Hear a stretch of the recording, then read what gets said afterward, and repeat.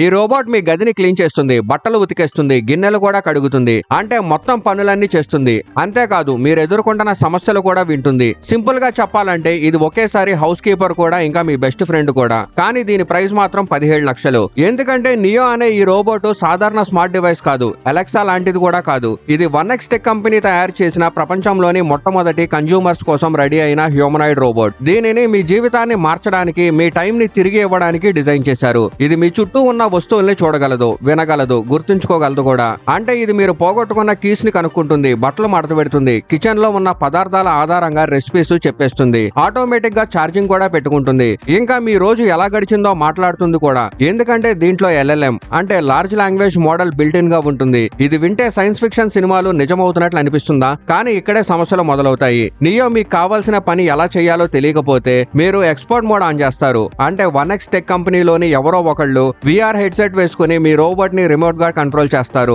అంటే రోబోట్ ని మీ అవసరాలకు తగ్గట్టు ట్రైన్ చేస్తారు. మీరు పర్మిషన్ ఇచ్చి ఎప్పుడు వాళ్ళు కంట్రోల్ చేస్తున్నారా అనేది తెలిసే ఉంటుంది. కానీ అయినా ఇది ప్రైవసీకి పెద్ద ముప్పే కదా.